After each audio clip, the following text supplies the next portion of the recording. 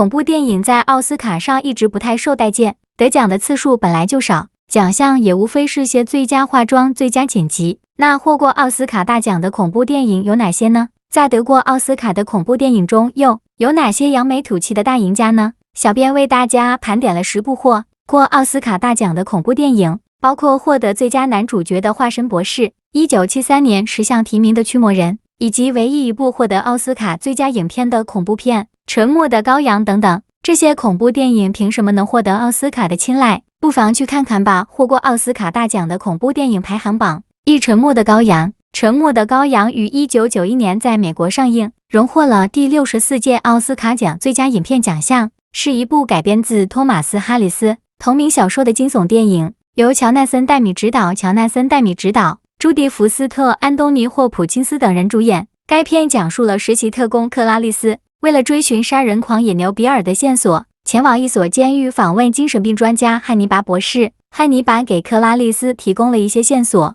最终克拉丽丝找到了野牛比尔，并将其击毙。2. 化身博士。1941年，故事叙述扎克博士相信每个人都同时拥有两极化的个性，好的一面与邪恶的一面。如果将这两种个性分开，成为截然不同的两人，这两个灵魂将获得释放。他随后成功的以化学实验将自我身上邪恶的一面转化成为害的先生，并犯下可怕的罪行。但当他想要停止用药时，却惊恐地发现一切为时已晚。3. 驱魔人。驱魔人是由华纳兄弟影片公司于1973年12月26日推出的一部现代恐怖电影。该片改编自威廉·彼得·布雷迪的同名小说，由威廉·弗莱德金执导，艾伦·鲍斯汀、马克斯·冯西多等人主演。该片讲述了一个小女孩被恶灵附身后，她的母亲试过各种途径来治疗小女孩，但都无效，最后她的母亲只好请天主教神父来为小女孩进行驱魔仪式的故事。4. 胸罩。胸罩是由理查德·唐纳执导，格里高里·派克、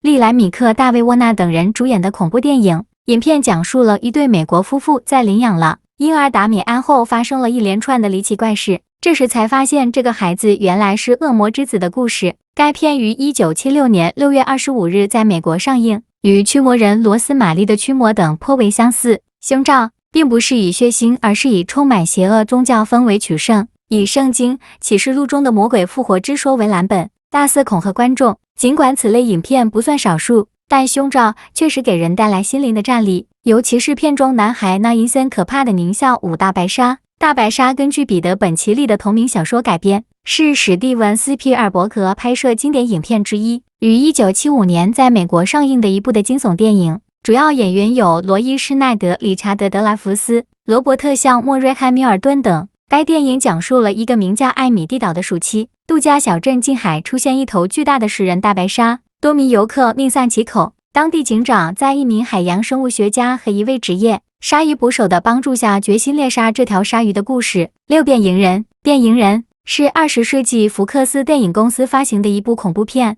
由大卫·柯南伯格执导，杰夫·高布伦及纳戴维斯等主演。该片于1986年8月15日在北美上映。该片讲述了一个科学家研制出一种时空传输的机器，亲身实验的时候不小心发生事故，和一只飞进实验舱的苍蝇融合，从而导致己身致命变坏的悲剧故事。影片在恐怖科幻等卖座元素背后仍蕴藏着针对身份危机、人格变异、两性冲突等哲学命题的深层思考，令它有别于普通的官能刺激类型片。7. 罗斯玛丽的婴儿。罗斯玛丽的婴儿是由罗曼·波兰斯基执导，米娅·法罗、约翰·卡索维茨主演的恐怖电影，于1968年6月12日在美国上映。该片讲述了罗斯玛丽和丈夫凯搬到了一所有着不祥之谈的古老公寓，从此以后奇怪的事情开始接二连三的发生。罗斯玛丽的婴儿是一部优秀的恐怖电影，整部影片如同一场不会醒来的噩梦，阴暗恐怖却又带有几分黑色幽默，并始终不缺乏娱乐性，在纯粹的心理恐惧方面表现得非常到位。8. 第六感。第六感由 M. 奈特·沙马兰执导，布鲁斯·威利斯、海利·乔·奥斯蒙特、托尼·克莱特为导演。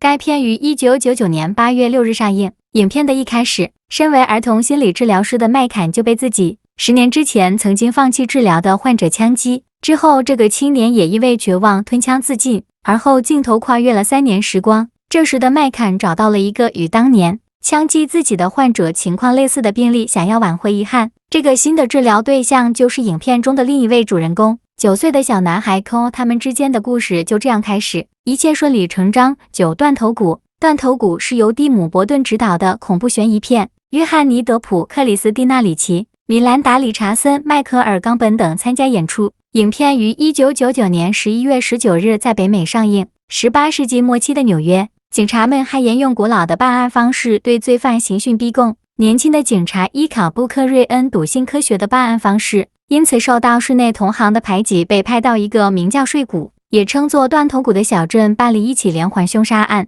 断头谷一直流传着关于无头骑士的传说。